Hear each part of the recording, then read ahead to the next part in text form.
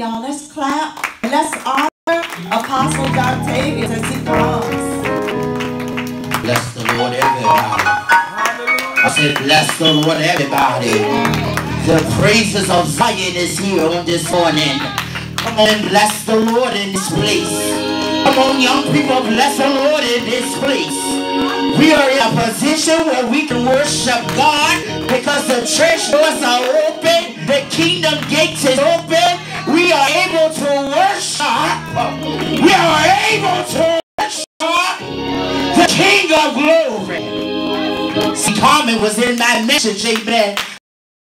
Trouble. My God. My God. Come on, one accord. See, one accord. Yeah. See, Acts 2 talk about when there was one accord in one place. Oh, y'all don't hear me. We in one accord in one worship on today. Hallelujah. And I just got to be obedient to the Spirit of God. That bag, please. Thank you. Hallelujah. Harabosha. Bishop, I need you to lay this cloth on Pastor on this morning, man. Because the anointing of worship.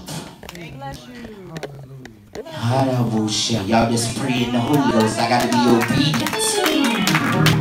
I got to be obedient to the power of God.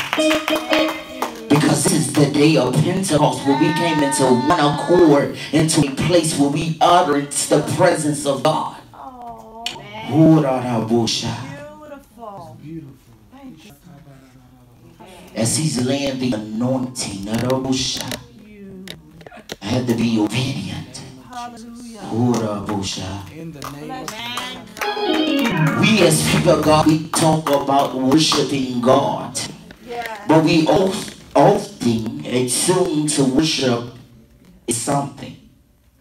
Maybe it's raising our hand, clapping our hands, stomping our feet. But worship is more than that. Yes, it is. When I got into a place of worship at your age, young people, I was very young and I grew up in the church. And I was dealing with depression. I was dealing with suicide attempts. And the only thing that got me through the trouble was worship. Amen.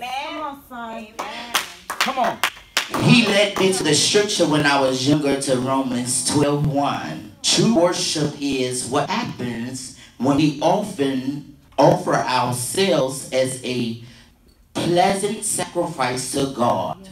Worship cannot be summoned upon people. Worship cannot be pushed on people. You have to want worship, young people. And when God allows us to shift into a place of worship, system, that's where my depression came. Where I was teased. But when I went to worship in my secret place, I knew that the enemy could not attack my mind and get me the grades that I wanted. When the teachers told me that it was the wrong answer because I couldn't figure out the problem, it was because of worship. But I knew the answer. Our problems now as a millennium is we need to get back into a position of worship.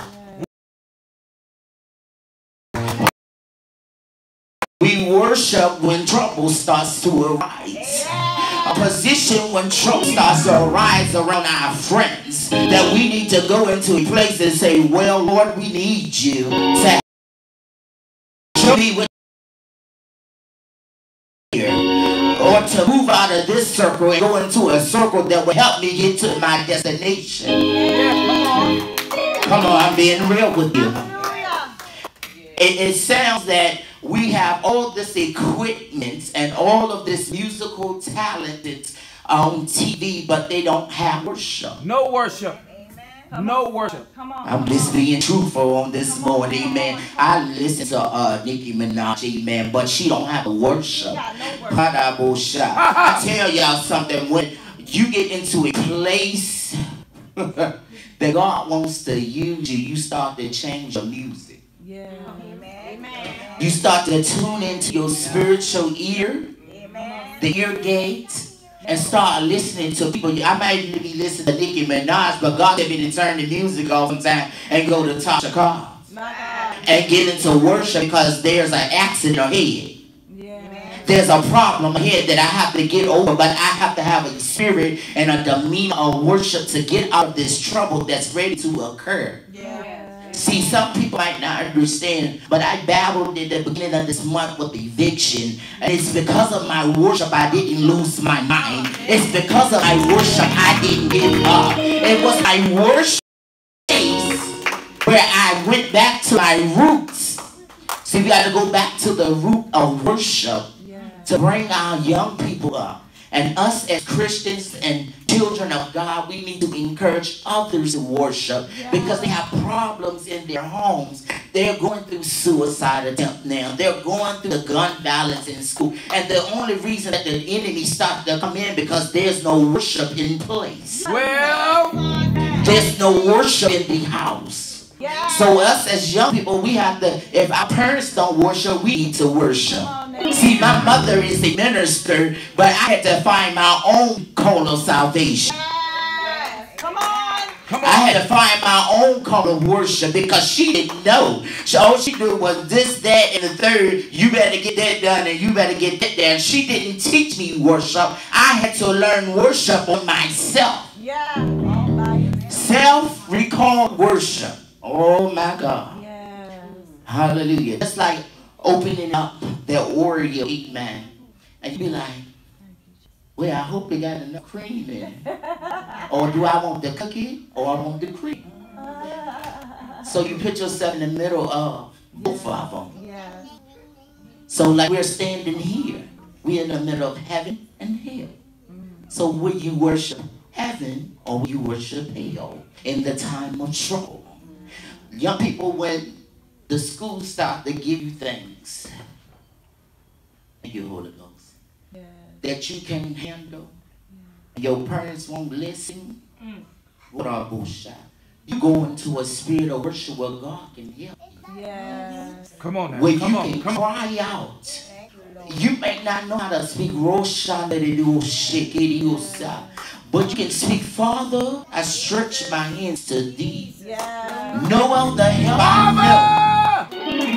I am bold and beautiful in your eyes. I ride on the morning of your wings. If it ain't Shakarabushi, Father, I need thee. Oh, to cover me in the signs of trouble. Sometimes your friends lead you in a place or a group of things where trouble starts to rise up. And there's a voice in your mind that's saying move. It's saying move. Move. Every time the gun go off in the community, move. Just like the spirit realm, your gun is going off and you need to move. You need to move into a place of worship. Because every time the spiritual gun go off, the enemy is being killed. Because of your worship place. Your worship place where the enemy tries to distract you when God be thinking when depression starts to come against your mind, when your parents don't buy you this, you be like, man, I don't care, I just don't want to. But there's a worship spirit in you that's saying, well, I got to do that because that's obedience.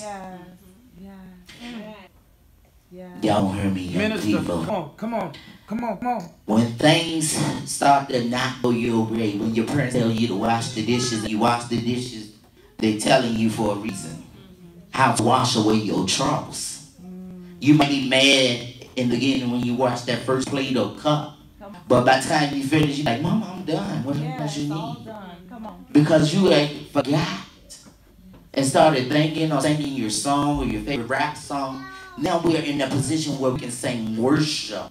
We have to get into a place where we shift our young people to God more, because we're in a time and a generation where God needs us, because he said he poured out all his flesh unto the young people for they can prophesy to those that are hurting, those that need healing power, those that need a word of encouragement in this season. He sent his power for us to stand in a position in our schools where we start to tell the young people, well, come on, let's come over here. Come on, Elder. Come, we at the lunch table. Come on, let's pray about food. Yes, God, in the name of Jesus, we pray. Hallelujah. Or we might be on the playground and the child might get hurt. We just need to say, oh, well, the Lord gonna fix you. If you don't know nothing, God said a spirit of worship shall fall upon you in this season. And we're in a time where we need worship. We're in a time where the young people need to cry out like never before. Yes, Lord. Before the Holy of Holies and the King of Kings. God bless you. Hallelujah. Come on, let's give God praise, young people. Hallelujah. And I'm going to, amen.